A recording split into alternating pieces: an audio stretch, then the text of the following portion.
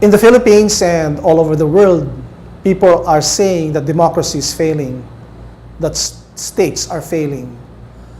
In this present context of our campaign here in the Philippines, the presidential campaign, we are introducing a new concept of governance. In the past, governance was just basically equated with government. In our case, we take the true meaning of democracy, demos, kratos, power of the people, power of the citizens. So we're going to broaden the concept of governance to move beyond government per se, but also involve, most importantly, what we're calling civil society, and then business itself. These are the three main powers of any society. Business represents economic power, the state or the government represents political power, and civil society is the cultural power of any society. Let me illustrate it by a drawing so that we can see this quite clearly, and how this innovation is of significance and deep importance for the emergence of good governance and true democracy. If you take this to be the society as a whole, and then in here you have basically the context of nature, because even as we speak about governance, it's always important to embed society in nature. If we forget nature, we forget the source of life, of all of human existence. We cannot destroy nature in any concept of government or governance. So here we would identify three major areas of society, basically the economic, the political, and the cultural. The notion of the state is very clear, and also of business, and culture is not so visible, and most people have a misunderstanding of culture because culture tends to be really invisible. Culture deals with our worldviews, our assumptions, our values, our attitude, our behavior, in short, our identity.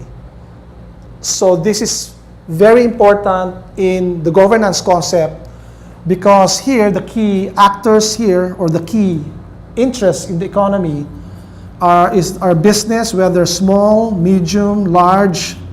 Okay, the key actor here, of course, is government. And in culture, we have what we call civil society as a cultural power. This understanding of civil society was what I tried to emphasize when I wrote the book Shaping Globalization, Civil Society, Cultural Power, and Threefolding at the turn of the millennium. And this book was released in the State of the World Forum. That was a parallel civil society meeting with the UN Millennium Summit. And basically, this understanding of civil society is cultural is a new turn, in fact, in sociology itself, but even among activists. Because for a long time, civil society, because it was active, was mistaken as political.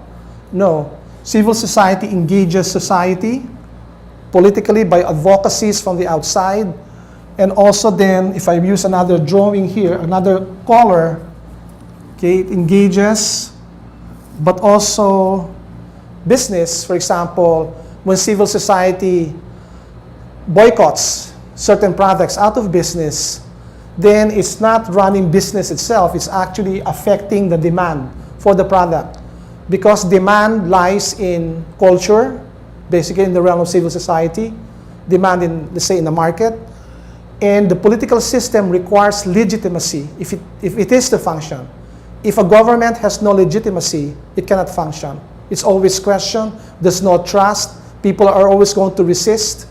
And this is the reason why civil society gives the legitimation function, not just the state itself. That's why the state uses propaganda, business uses advertising to try to convince the larger culture under which it is embedded that it is doing the right thing. Now, in the past, especially taken from the American Revolution, was the introduction here in the political sphere, was introduced a certain kind of balance of power. So you would have the executive branch, then the legislative branch, and then the judiciary. Okay.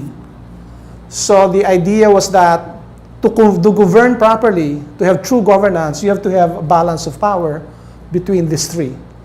Now, in the context of the Philippines and in the context of near totalitarian so-called democracies or states around the world, the executive often controls the legislative and the judiciary.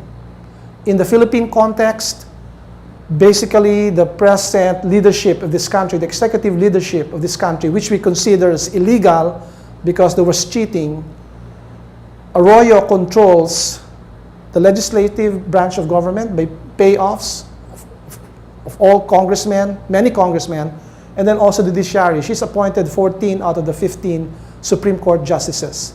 That's why the political life is basically under the control of an elite, a power-hungry elite, and a wealth-greedy elite, affecting the lives of millions. I mean, it's really basically for them and not for the Filipino people.